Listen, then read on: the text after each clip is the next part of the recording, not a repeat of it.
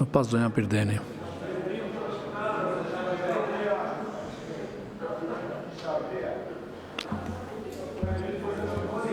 Duhet të ruajmë alternimin ndërmjet krave. Të nderuar koleg,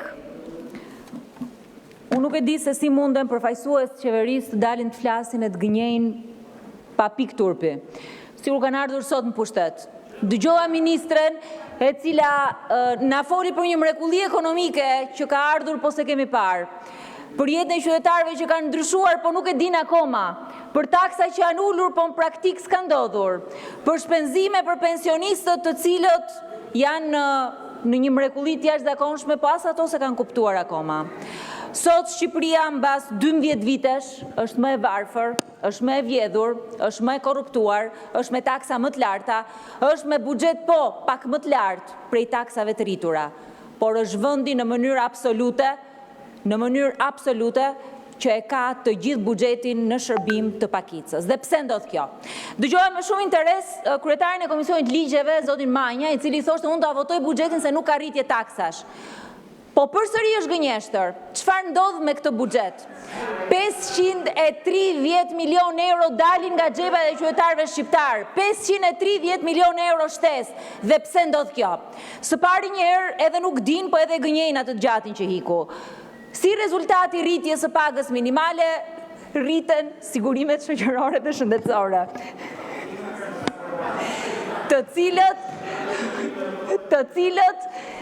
cilët janë vetëm nga xhepi i qytetarëve shqiptar, i shtresës mesme dhe njëkohësisht i një grupi që sot do e detyrojnë që t'i rrisin pagën minimale, duke e quar të gjithë ngarkesën tek biznesi. Qeveria shqiptare deklaroi që do të rritet sigurisht paga minimale, po do t'ja kompensoj biznesit. 18 muaj tha, u tërhoqën pas 9 muaj do t'ja mbështes. 9 muaj vetëm efektin e rritjes së pagës minimale. Nga 530 milion euro shtesë që do të paguhen nga xhepat e qytetarëve shqiptar, 30% janë të ardhura që vijnë pikërisht nga të ardhurat e tatimit mbi të ardhurat personale ose sigurime shoqërore shëndetësore që dalin nga xhepat e qytetarëve shqiptar. Taksa e dytë që sjell më shumë të ardhura në buxhetin e shtetit është TVSH-ja. TVSH-ja sjell 150 milion deri 180 milion euro në buxhet shteti si rezultati rritjes së çmimeve. Dhe këtë e thot po Ministria e Financave në buxhetin që sjell këtu. Ndërkohë, edhe nëse kishin një politikë të mirë, siç ishte ajo që kishin përjashtuar zhvilluesit e softwareve nga tatimi 15% e kishin çuar 5%, edhe këtë e rrisin. Po pse nuk heqin tatimin tek hotelet me pesyje? Pse nuk heqin përjashtimet që kanë ke hotelet me pesyje? Po hotelet me pesyje nuk paguajnë as taksë infrastrukture, as tatime, nuk paguajnë as TVSH, janë përjashtuar, ndërkohë që të gjithë sektorët e tjerë e paguajnë. Të gjithë këto 530 milion euro, koleg, dalin nga xhepat e qytetarëve shqiptar. Këto janë taksat rritura. Taksat rritura, të cilat megjithëse keni rritur vit pas viti, përsëri e kanë mbledhjen e tyre maksimumi 29.5% e produktit brendshëm bruto, aq sa ka qenë pothuajse 12 vite më parë. Cila ishte gënjeshtra e dytë që u tha këtu përsëri nga qeveria? Olafi tha ka bërë deklarata, ka bërë analiza, ka bërë hetime për çështjen e fondeve tiparit në vende të ndryshme dhe për Shqipërinë s'ka gjetur asgjë. Çfarë thot deklarata e Olafit në korrik të 2023-shit? Deklarata e Olafit thot që Shqipëria është një vend i paprecedent. Asnjë vend tjetër nuk ka ndodhur ajo. Në raportin që sot i ka shkuar, e ka dhe qeveria shqiptare, në mënyrë të qartë shprehet që kjo është vjedhja më e madhe e fondeve të BE-s jashtë BE-s. Vjedhje si kjo ekzemplare nuk ka ndodhur në asnjë vend tjetër. Dhe prej saj dhe sot Shqipërisë i mungojnë këto para për fermerët. Cila ishte gënjeshtra tjetër e radhës?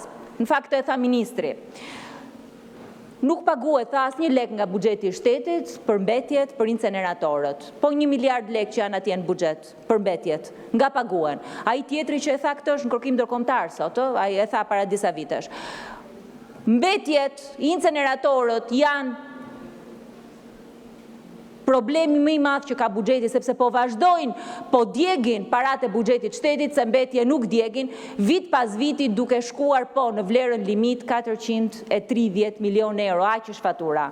Doni s'doni, aq ka shkuar fatura, aq po i merret buxheti shtetit dhe një pjesë e kësaj fature është njëkohësisht edhe sot në këtë ndjes në këtë buxhet.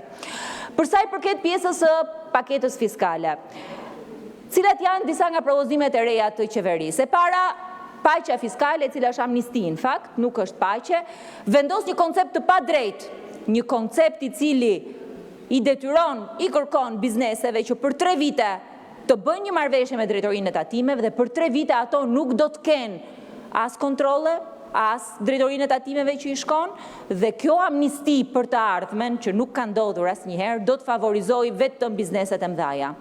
Kjo është një amnisti e cila ndodh për klientë e qeverisë, ndodh për oligarkët dhe ndodh për të gjithë ato të cilët kanë mundësi që të paguajnë e deklarojnë tatimet për 3 vite, sepse asnjë biznes edhe i vogël, asnjë biznes i mesëm nuk do ketë mundësi që ta marrë këtë marrëveshje dhe nuk do ketë mundësi që të përfitojë nga kjo marrëveshje.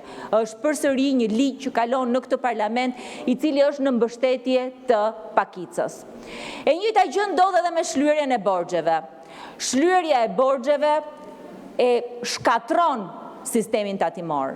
Në qoftë se sot ka diçka që është vërtetuar me paketën që ka sjellë qeveria, është që taksa progresive e qeverisë ka dështuar, sepse i ka shkaktuar buxhetit shtetit 1.7 miliard borxhe, 202.000 tatim pagues borxhli, 60% prej tyre kanë dalë nga tregu, 40% vazhdojnë akoma dhe operojnë në treg. Ky është një model që nuk krijon ekonomi. Ky është një model që nuk krijon besim. Ky është një model që nuk sjell vlerë të shtuar në ekonomi. Ky është një model që nuk e ndihmon qytetarin. Përkundrazi, penalizon ato që kanë paguar gjithmonë taksa. Dhe ky është koncepti. Pikërisht ky është koncepti. Favorizojnë shkelësit e ligjit. Legalizojnë pastrimin e parave dhe korrupsionin. I japin mundësi firmave të ndërtimit që të deklarojnë të ardhurat e tyre për 3 vite dhe i përjashtojnë nga gjitha kontrollet. Është një amnisti që në fakt ministri bëri lapsus që tha dhe penale që parë, po në fakt është pikërisht kjo që po ndodh. Është një amnisti për t'i mbyllur syt çdo institucioni që të shkojë tek biznesi dhe ta kontrollojë atë për 3 vitet e ardhshme. Po bizneset e vogla që janë mbyllur, po ato 60% që kanë dalë nga tregu, po ato që sot edhe janë burgosur për një energji që nuk kanë paguar për pak vite. Ky është shteti, i dobët me të fortin e i fort me dobtin. Dhe sa herë që në këtë parlament vinë dhe sjellin propozime ligjore, asnjëherë nuk vinë për të ndihmuar të paktën 90% bizneseve, për të ndihmuar ato që kanë dalë nga tregu, për të ndihmuar ato që sot duhet ishin fakt, duhet operonin treg, po prej ofertës së tyre të taksës progresive sot kanë dalë nga tregu. Dhe së fundmi për modelin ekonomik. Për modelin ekonomik në fakt që nuk po e përjetojnë as bizneset. Çfarë modeli ekonomik ka sot Shqipëria? Çfarë prodhon më shumë? Industria fason ka dalë nga tregu. Është në vdekje klinike prej 5 vitesh. 175.000 punonjës të industrisë fason sot janë duke u hedhur në rrugë prej zhvlerësimit të euros. Bujqësia ka të paktën 5 vite me rënje dhe me propozimin që ka ardhur këtu në parlament, po njësoj do të shkojë. E njëjta gjë ndodh edhe për prodhimin, të 3 këto sektor janë në rënje. A propozon qeveria shqiptare një mënyrë se si ta zëvendësojmë? Apo alternativa është përsëri vetëm ndërtimi që bën legalizimin e pastrimit parave dhe legalizimin e çdo aktiviteti jo ligjor?